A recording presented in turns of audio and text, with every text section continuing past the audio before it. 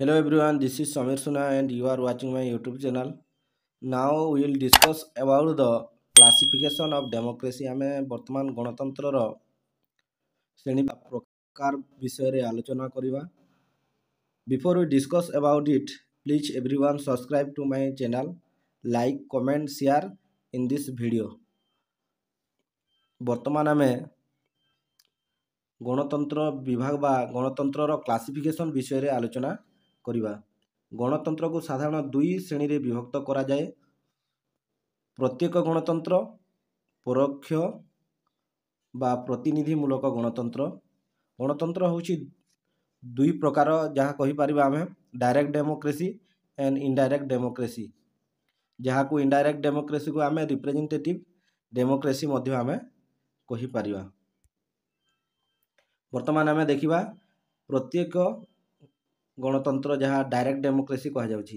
ପ୍ରତ୍ୟେକ ଗଣତନ୍ତ୍ରରେ ରାଷ୍ଟ୍ରର ନାଗରିକମାନେ ପ୍ରତ୍ୟେକ ଭାବେ ଶାସନ କାର୍ଯ୍ୟ ପରିଚାଳନା କରିଥାନ୍ତି. ନିହାତି ଭାବରେ କହିପାରିବା ପ୍ରତ୍ୟେକ ଗଣତନ୍ତ୍ରରେ ଯେଉଁ ରାଷ୍ଟ୍ରରେ ନାଗରିକମାନେ ଡାଇରେକ୍ଟ ଶାସନ ବ୍ୟବସ୍ଥାର କାର୍ଯ୍ୟ ପରିଚାଳନା କରନ୍ତି ତାହାକୁ ପ୍ରତ୍ୟେକ ଗଣତନ୍ତ୍ର ଆମେ କହିପାରିବା. ପ୍ରାଚୀନ ଗ୍ରୀସର ନଗର ରାଜ୍ୟ ଗୁଡ଼ିକରେ ଏ ପ୍ରକାର ବ୍ୟବସ୍ଥା ପ୍ରଚଳନ ଥିଲା. ଯଦି ଆମେ ଦେଖିବା ପ୍ରାଚୀନ ଗ୍ରୀସର ନଗର ରାଜ୍ୟ ଗୁଡ଼ିକରେ ସେହି ଏଇ ଯେଉଁ ଡାଇରେକ୍ଟ ଡେମୋକ୍ରେସିଟା ସେ ଜାଗାରେ ପ୍ରଚଳିତ ଥିଲା. ନଗର ରାଜ୍ୟ ସମସ୍ତ ନାଗରିକ ଗୋଟାଏ ସ୍ଥାନରେ ସମବେତ ହୋଇ ଆଇନ ପ୍ରଣୟନ, ନୀତି ନିର୍ଦ୍ଧାରଣ ତଥା ସମସ୍ତ କାର୍ଯ୍ୟ ସମ୍ପାଦନ ମଧ୍ୟ କରୁଥିଲେ. ଯଦି ଆମେ ଦେଖିବା ନଗର ରାଜ୍ୟର ସମସ୍ତ ନାଗରିକମାନେ ଗୋଟାଏ ଜାଗାରେ ଏକତ୍ରିତ ହୋଇ ସେମାନେ ଆଇନ ପ୍ରଣୟନ କରୁଥିଲେ, ନୀତି ମଧ୍ୟ ନିର୍ଦ୍ଧାରଣ କରୁଥିଲେ ତଥା ସମସ୍ତ ସରକାରୀ କାର୍ଯ୍ୟ ସମ୍ପାଦନ ମଧ୍ୟ କରୁଥିଲେ. ସମୟେ ସମୟେ ଏହିପରି ଭାବେ ସେମାନେ ଏକତ୍ରିତ ହୋଇ ବିଚାର କାର୍ଯ୍ୟ ମଧ୍ୟ ପରିଚାଳନା କରୁଥିଲେ. ନିହାତି ଭାବରେ କହିପାରିବା ଆମେ ସେମାନେ ଏକତ୍ରିତ ହୋଇକରି ତାଙ୍କର କାର୍ଯ୍ୟକଳାପକୁ ବିଚାର କରିପାରୁଥିଲେ ଏବଂ ସମବେତ ହୋଇ ସେ ନିଜେ ଶାସନ ପରିଚାଳନା ମଧ୍ୟ କରୁଥିଲେ. ମାତ୍ର ଏହା ସମ୍ଭବ ହେଉଥିଲା କାରଣ ସେତେବେଳେ ନଗର ରାଜ୍ୟ ଗୁଡ଼ିକ ଆୟତନ କ୍ଷୁଦ୍ର ଥିଲା ଏବଂ ଜନସଂଖ୍ୟା ସ୍ୱଳ୍ପ ଥିଲା. ଆମେ ଯଦି କହିବା ସେହି ସମୟରେ କ'ଣ ଜନସଂଖ୍ୟା ମଧ୍ୟ ବହୁତ କମ୍ ଥିଲା ଏବଂ ଛୋଟ ଛୋଟ ରାଜ୍ୟ ହୋଇଥିଲା. ସେଇଥିପାଇଁ ସେଇଟା ସେହି ପ୍ରକାର ଡାଇରେକ୍ଟ ଡେମୋକ୍ରେସି ସମ୍ଭବ ଥିଲା. ମାତ୍ର ଆଧୁନିକ କାଳରେ ରାଷ୍ଟ୍ରର ଆୟତନ ତଥା ଜନସଂଖ୍ୟା ଅଭିବୃଦ୍ଧି ଯୋଗୁଁ ଏହାର ଆଉ ସମ୍ଭବପର ହୋଇପାରିନାହିଁ. ବର୍ତ୍ତମାନ ଯଦି ଦେଖିବା ଆଧୁନିକ ରାଷ୍ଟ୍ରରେ ଆୟତନ ଅତ୍ୟଧିକ, ଜନସଂଖ୍ୟା ଦ୍ରୁତ ଗତିରେ ବଢ଼ିବାର ସହିତ ଜନସଂଖ୍ୟାର ମଧ୍ୟ ଅଭିବୃଦ୍ଧି ହେଉଛି. ତେଣୁ ଏଇଟା ଆଉ ଡାଇରେକ୍ଟ ଡେମୋକ୍ରେସି ସମ୍ଭବପର ହେଉନାହିଁ. ବର୍ତ୍ତମାନ ଯଦି ଆମେ ଦେଖିବା ବର୍ତ୍ତମାନ ସମୟରେ କେବଳ ସୁଇଜରଲ୍ୟାଣ୍ଡ ଏହି ପ୍ରକାରର ବ୍ୟବସ୍ଥା ପ୍ରଚଳିତ. ବର୍ତ୍ତମାନ ମଧ୍ୟ କ'ଣ ସୁଇଜରଲ୍ୟାଣ୍ଡ ଯେଉଁ ଅଛି, ସୁଇଜରଲ୍ୟାଣ୍ଡ ଷ୍ଟେଟ୍ରେ ବା ରାଷ୍ଟ୍ରରେ ଏହି ଡାଇରେକ୍ଟ ଡେମୋକ୍ରେସି ପ୍ରଚଳିତ. ସେଠାରେ ଯେଉଁ ତିନୋଟି ପନ୍ଥା ପ୍ରବର୍ତ୍ତିତ ହୋଇଛି ସାଧାରଣତଃ ପ୍ରତ୍ୟେକ ଗଣତନ୍ତ୍ର ଲକ୍ଷଣ ରୂପେ ବିବେଚିତ ହୋଇଥାଏ. ନିହାତି ଭାବରେ ସେହି ଜାଗାରେ ତିନୋଟି ଯେଉଁ ଦେଖିବାକୁ ମିଳେ ତାଙ୍କର ପ୍ରଥା ବା ପନ୍ଥା, ସେଇଥିପାଇଁ ତାକୁ ଆମେ ଡାଇରେକ୍ଟ ଡେମୋକ୍ରେସିର ଆଖ୍ୟା ମଧ୍ୟ ଦେଇପାରିବା ବା ଲକ୍ଷଣ ବିବେଚିତ ମଧ୍ୟ କରିପାରିବା. ସେଗୁଡ଼ିକ ହେଲା ଫାଷ୍ଟ ଗଣଭୋଟ,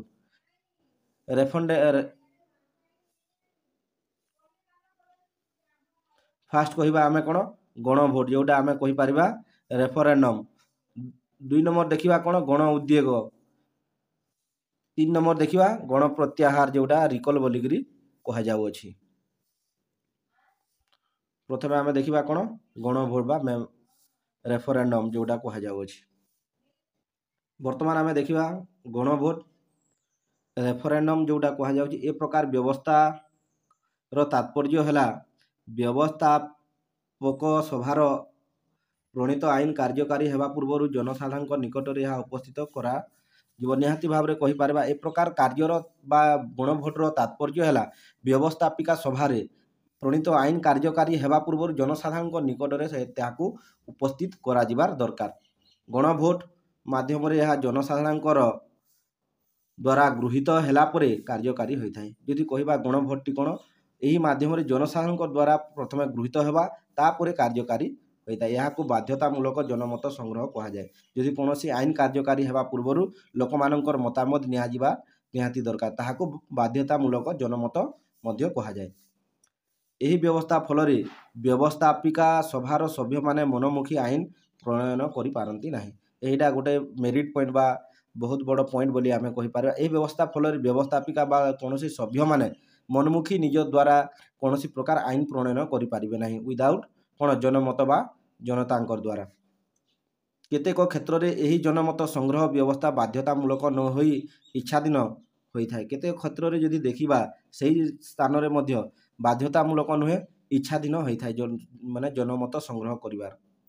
ଇଚ୍ଛାଧୀନ ବ୍ୟବସ୍ଥାରେ କେବଳ କିଛି ସଂଖ୍ୟକ ଭୋଟଦାତା ଆବେଦନ କଲେ ବ୍ୟବସ୍ଥାପିକା ସଭା ଦ୍ୱାରା ପ୍ରଣୀତ ଆଇନ ଚିଠା ନିର୍ବାଚନମାନଙ୍କ ନିକଟରେ ଉପସ୍ଥିତ ହୋଇ ତାଙ୍କର ମତାମତ ନିଆଯାଇଥାଏ ଏବଂ ତାଙ୍କ ଦ୍ୱାରା ଗୃହୀତ ହେଲେ ତାହାକୁ କାର୍ଯ୍ୟକାରୀ କରାଯାଇଥାଏ। ନିହାତି ଭାବରେ ଲୋକମାନଙ୍କର ପାଖକୁ ପ୍ରଥମେ ସଂଗ୍ରହ କରାଯିବ ଏବଂ ତାପରେ ନିର୍ବାଚକମାନଙ୍କର ନିକଟରେ ତାହାକୁ ଉପସ୍ଥିତ କରାଯିବ, ତାଙ୍କର ମତାମତ ନିଆଯାଏ ଏବଂ ତାପରେ ତାଙ୍କର ଦ୍ୱାରା ଗୃହୀତ ହେଲେ ଆଇନଟିକୁ କାର୍ଯ୍ୟକାରୀ କରିଥାନ୍ତି। ଏହାକୁ ଆମେ କ'ଣ ଗଣଭୋଟ କହିଥାଉ।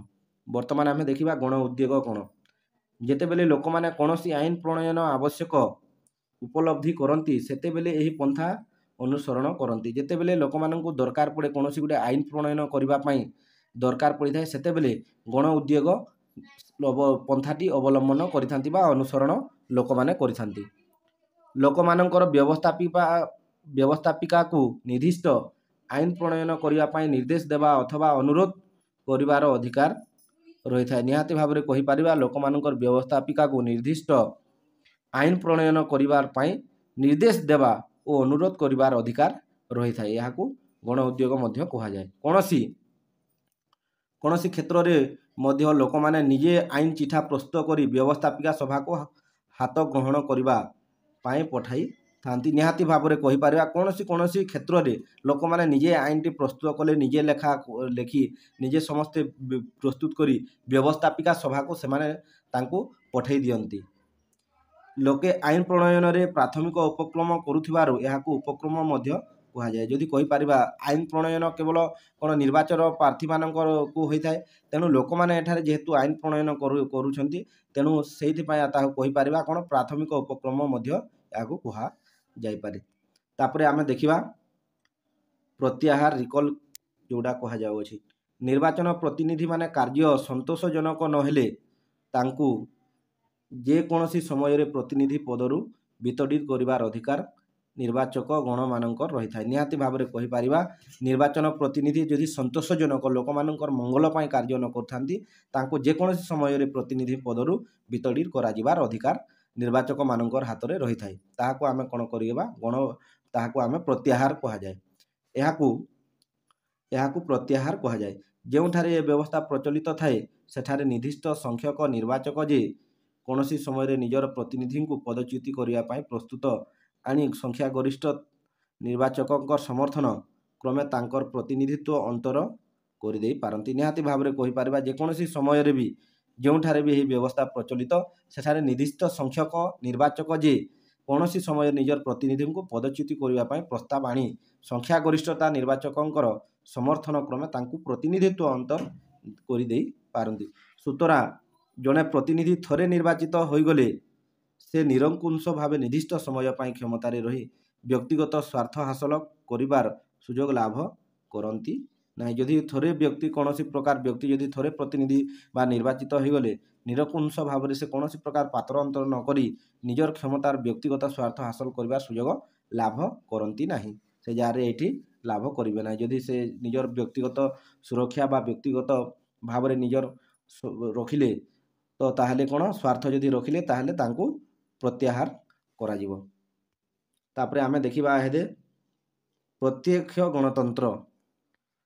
ଯେଉଁ ଶାସନରେ ସର୍ବୋତ୍ତମ କ୍ଷମତାର ଅଧିକାରୀ ଜନସାଧାରଣ ସରକାର ପରିଚାଳନା କ୍ଷେତ୍ରରେ ପ୍ରତ୍ୟେକ ଭାବରେ ଅଂଶଗ୍ରହଣ ନ କରି ସେମାନଙ୍କର ପ୍ରତିନିଧିଙ୍କର ହାତରେ ଶାସନ ଦାୟିତ୍ୱ ନ୍ୟସ୍ତ କରନ୍ତି ତାକୁ ପ୍ରତ୍ୟକ୍ଷ ଗଣତନ୍ତ୍ର କହିପାରିବା। ପ୍ରତ୍ୟେକ ଗଣତନ୍ତ୍ର ବା ପ୍ରତିନିଧିମୂଳକ ଗଣତନ୍ତ୍ର କୁହାଯାଏ। ଯଦି ଆମେ କହିବା କୌଣସି ବ୍ୟକ୍ତି ନିଜର ହାତରେ କ୍ଷମତା ନ ରଖି କୌଣସି ଶାସନରେ ସାର୍ବଭୌମତ୍ୱ କ୍ଷମତାର ଅଧିକାରୀ ଜନସାଧାରଣ ସରକାରଙ୍କ ଦ୍ୱାରା ପରିଚାଳନା ପ୍ରତ୍ୟେକ ଭାବରେ ଅଂଶଗ୍ରହଣ କରି ସେମାନଙ୍କର ପ୍ରତିନିଧି ହାତରେ ଶାସନ ପ୍ରତିନିଧି ହାତରେ ଶାସନ ଯଦି ଦେଇଥାନ୍ତି ତାହାକୁ କ'ଣ କୁହାଯାଏ ପରୋକ୍ଷ ଗଣତନ୍ତ୍ର ବା ପ୍ରତିନିଧିମୂଳକ ଗଣତନ୍ତ୍ର କୁହାଯାଏ। ଯାହା ଦାୟିତ୍ୱ ନ୍ୟସ୍ତ ନଥାଏ ତାହାକୁ ପ୍ରତିନିଧିମୂଳକ ବା ଗଣତନ୍ତ୍ର କୁହାଯାଇପାରିବ। ଏଠାରେ ଜନସାଧାରଣଙ୍କର ଦ୍ୱାରା ନିର୍ବାଚିତ ପ୍ରତିନିଧିମାନେ ହିଁ ବାସ୍ତବରେ କ୍ଷମତାର ଅଧିକାରୀ ହୋଇଥାନ୍ତି। ଯଦି କହିପାରିବା ଏଠାରେ କ'ଣ, ଯେଉଁ ଲୋକମାନେ ଯାହାଙ୍କୁ ପ୍ରତିନିଧି ଭାବରେ ବାଛିଥାନ୍ତି ବା ଜନସାଧାରଣଙ୍କ ଦ୍ୱାରା ଯେଉଁମାନେ ନିର୍ବାଚିତ ହୋଇଥାନ୍ତି ସେମାନେ ହିଁ ବାସ୍ତବରେ କ୍ଷମତାର ଅଧିକାରୀ ହୋଇଥାନ୍ତି। ଏହି ବ୍ୟବସ୍ଥା ଭାରତରେ ଆମେ କହିପାରିବା ଗୋଟେ ଏକ୍ଜାମ୍ପଲ୍, ଭାରତରେ ନିହାତି ଭାବରେ ପ୍ରଚଳିତ ଏହି ବ୍ୟବସ୍ଥା, ଯାହାକୁ ଆମେ ଗଣତନ୍ତ୍ର ବର୍ତ୍ତମାନ ଭାରତରେ ପ୍ରଚଳିତ। ଆମେ ଏହାକୁ ଇନଡାଇରେକ୍ଟ ଡେମୋକ୍ରେସି ବା ପ୍ରତିନିଧିମୂଳକ ଗଣତନ୍ତ୍ର ଆମେ କହିପାରିବା। ସେମାନେ ଜନସାଧାରଣଙ୍କର ନାମରେ ଶାସନ କରନ୍ତି। ଆମେ ଯଦି କହିବା ଆମେ MLA MP ସମସ୍ତଙ୍କୁ ଭୋଟ ଦେଉଛୁ ନା, ସେଇଥିପାଇଁ ଆମେ କ'ଣ ଡାଇରେକ୍ଟ ଶାସନ କରୁଛୁ ନା? ନାଇଁ, ଆମେ କ'ଣ ତାଙ୍କର ମାଧ୍ୟମରେ ଆମେ ତାଙ୍କୁ ନିର୍ବାଚିତ କରୁଛନ୍ତି ଏବଂ ତାଙ୍କର ମାଧ୍ୟମରେ ଆମେ କ'ଣ ଆଇନ ପ୍ରଣୟନ ମଧ୍ୟ କରୁଛୁ ଏବଂ କ୍ଷମତାର ଅଧିକାରୀ ମଧ୍ୟ ସେମାନେ ହେଉଛନ୍ତି। ତେଣୁ ଆମେ କହିପାରିବା ଭାରତ ଏକ ଇନଡାଇରେକ୍ଟ ଡେମୋକ୍ରେସି ବା ପରୋକ୍ଷ ଗଣତନ୍ତ୍ର ବା ପ୍ରତିନିଧିମୂଳକ ଗଣତନ୍ତ୍ର ଭାରତରେ ପ୍ରଚଳିତ ଆମେ କହିପାରିବା। ଆଧୁନିକ ଯୁଗରେ ଏହି ପ୍ରତିନିଧିମୂଳକ ବା ପରୋକ୍ଷ ଗଣତନ୍ତ୍ର ହିଁ ପ୍ରଚଳିତ। ନିହାତି ଭାବରେ କହିପାରିବା ଆଧୁନିକ ଯୁଗରେ ଆଉ ସମ୍ଭବ ହୋଇପାରୁନାହିଁ। ପ୍ରାଚୀନ ଯୁଗରେ ଯେଉଁ ଚାଲିଥିଲା ଡାଇରେକ୍ଟ ଡେମୋକ୍ରେସି, ଲୋକମାନେ ଏକାଠି ହେଇ ନିଜେ ସମବେତ ହେଇକି ନିଜ ହିସାବରେ ସରକାରକୁ କ'ଣ ଆଇନ ପ୍ରଣୟନ କରି ଦେଉଥିଲେ, ସେହି ପ୍ରକାର ସମ୍ଭବ ହୋଇପାରୁନାହିଁ। କାହିଁକିନା ଜନସଂଖ୍ୟା ବୃଦ୍ଧି ସହିତ ରାଷ୍ଟ୍ରର କ'ଣ ସାର୍ବଭୌମ ନିହାତି ଭାବରେ କ୍ଷେତ୍ରଫଳ ନିହାତି ଭାବରେ ବଢ଼ିବାରେ ଲାଗିଛି। ତେଣୁ ଏଇଟା ଆଉ ସମ୍ଭବ ହୋଇପାରୁନାହିଁ। ତେଣୁ ସମସ୍ତ ବର୍ତ୍ତମାନ କହିପାରିବା ଆଧୁନିକ ଯୁଗରେ ଏହି ପ୍ରତିନିଧିମୂଳକ ବା ପରୋକ୍ଷ ଗଣତନ୍ତ୍ର ପ୍ରଚଳିତ, ଯାହାକୁ କହିପାରିବା ଆମେ ଇଂଲଣ୍ଡ କହିପାରିବା, ଆମେ ଆମେରିକା କହିପାରିବା, ଭାରତ କହିପାରିବା, ଚୀନ କହିପାରିବା। ଏହିସବୁ କଣ୍ଟ୍ରିମାନଙ୍କୁ କ'ଣ ଆଧୁନିକ ଯୁଗରେ ପ୍ରତିନିଧିମୂଳକ ବା ପରୋକ୍ଷ ଭାବରେ ଇନଡାଇରେକ୍ଟ ଡେମୋକ୍ରେସି ପ୍ରଚଳିତ ବୋଲି ଆମେ କହିପାରିବା।